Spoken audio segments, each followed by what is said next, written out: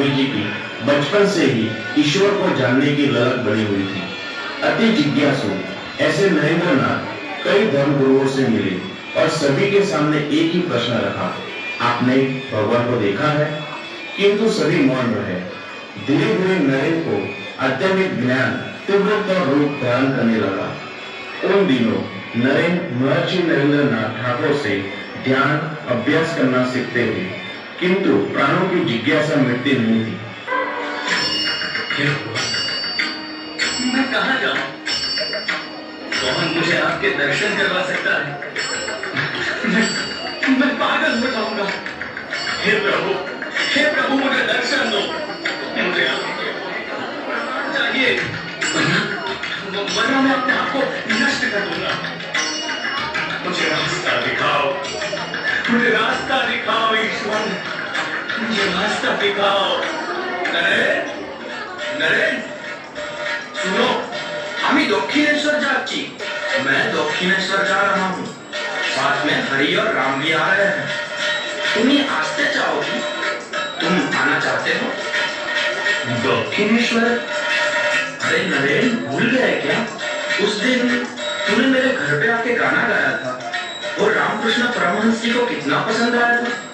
और उन्होंने कहा था कि जब भी मैं दक्षिणेश्वर आना चाहूँ तो तुम्हें अपने साथ लेकर आऊं। तो चलो हम दक्षिणेश्वर जाते हैं।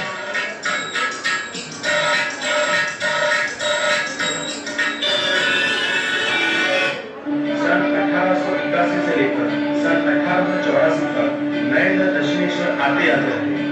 इस बीच नरेंद्र का मन पाश्चात्य भौतिकवाद और दक्षिणेश्वर के अध्यात्मवाद की मध्य डोलता रहा।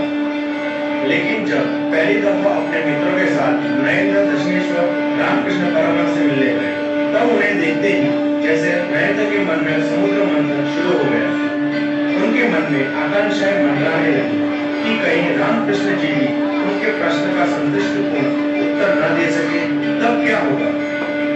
मन में चलते द्वंद को दबाते हुए उन्होंने भी रामकृष्ण जी से पूछा कि क्या आपने ईश्वर को देखा है? और वहां पर नरेंद्र ने भी रामकृष्ण जी की वाणी में झलकते विश्वास का स्पर्श अनुभव किया।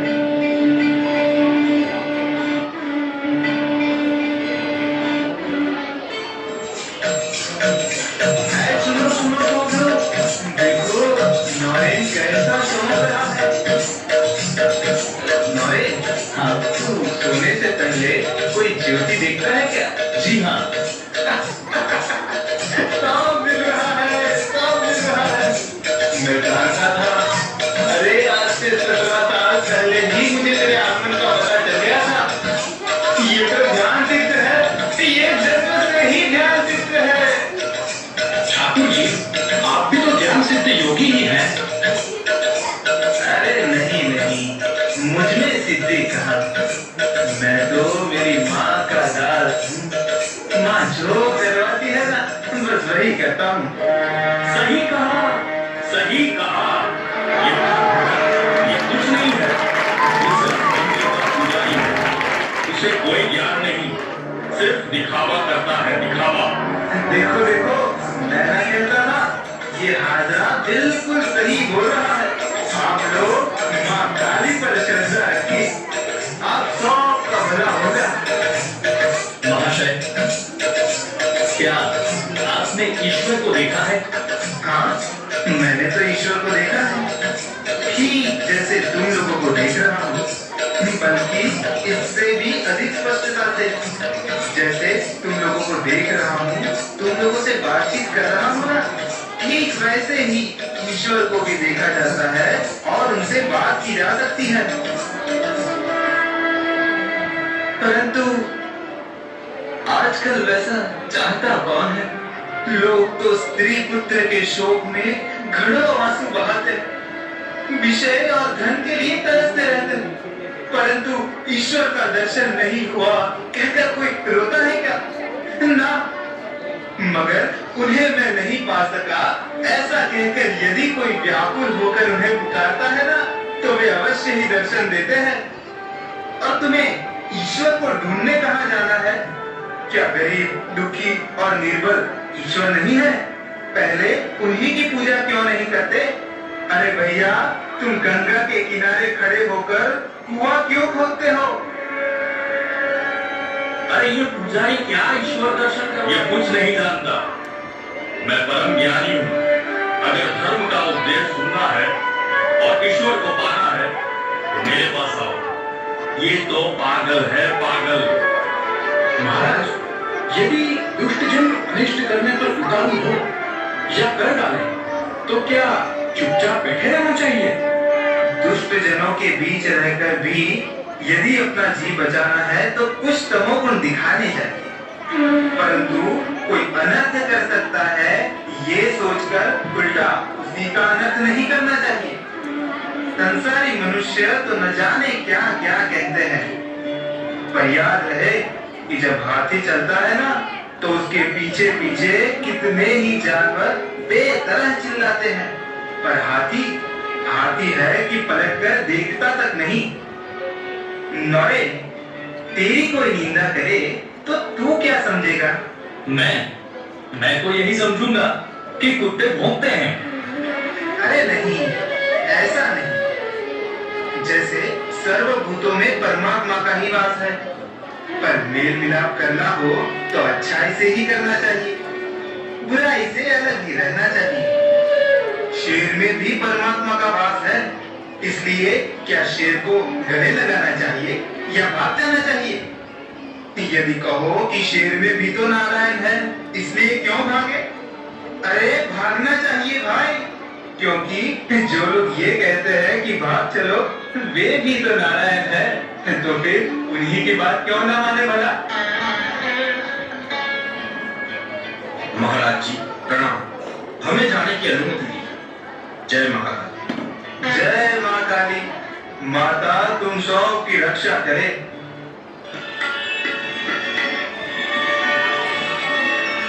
काशी से अयोध्या, फिर अयोध्या के बाद लखनऊ, लखनऊ से आगरा आने पर मुगल सम्राटों की नायक धरोहर ताजमहल, आगरा का किला और इस तरह की खूबसूरत इमारतों ने स्वामी जी को आत्मविभोर कर दिया।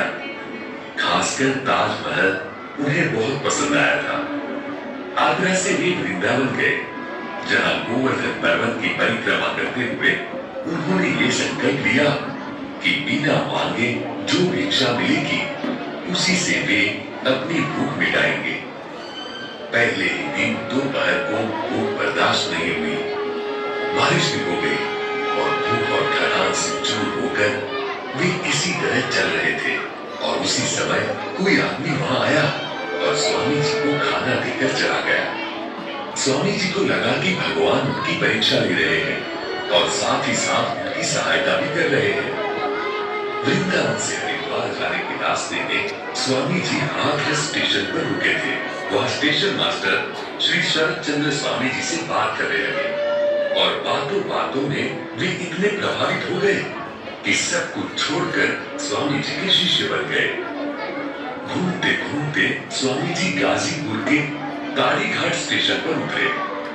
स्वामी जी के सामान में कंबल, पहनने के लिए एक गेरुआ वस्त्र था। चौकीदार ने उन्हें स्टेशन के प्लेटफॉर्म पर छांव में बैठने नहीं दिया। आसपास कई लोग थे, उनमें एक व्यापारी अपने परिवार के साथ बैठा था। स्वामी जी को भूखा प्यासा देखकर कई तरह से व्यंग कर रहा था।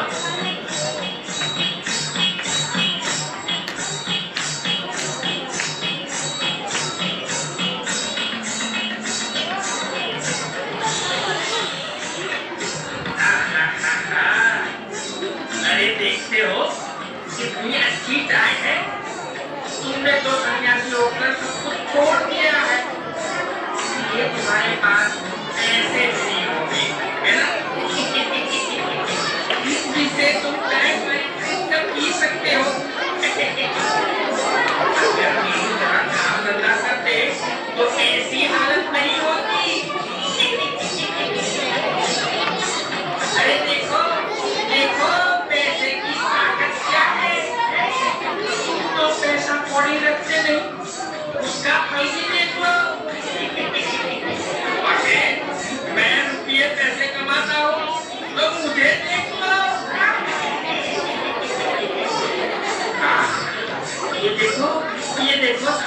रोटियां, कचौड़ियां, पेड़े, मिठाइयाँ क्या बिना पैसे के मिल सकती है?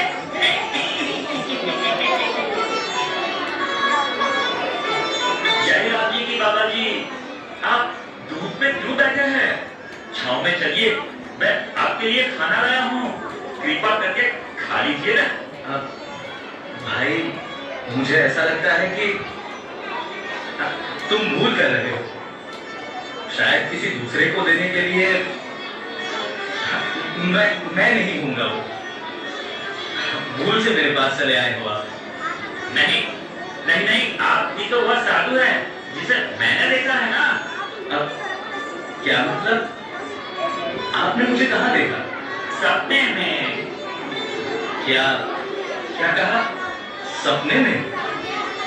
मैं हलवाई हूँ, मेरी मिठाई की दुकान है।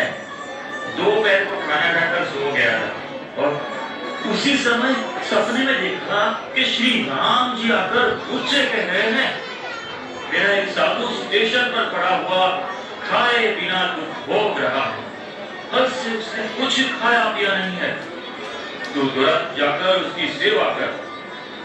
तब मैं बिस्तर छोड़कर उठा और तुरंत आपके लिए सब कुछ खाना ले आया हूँ। मैं वही साधु हूँ, ये तुमने कैसे जाना? अरे आपको ही तो मैंने सपने में देखा था। आपका बहुत बहुत धन्यवाद। अरे खाइए खाइए ना, ये पूरियां, कचौड़ियां और ये मिठाइयाँ तो मैंने शुद्ध घी में बनाई है। खाइए। हाँ भाई हाँ। मुझसे बड़ी भूल हो गई, मैंने आपको पहचाना नहीं। पेट भरने के लिए मैं दिन रात मेहनत करता हूँ। मैंने पूरा जीवन पैसे कमाने के लिए बिता दिया।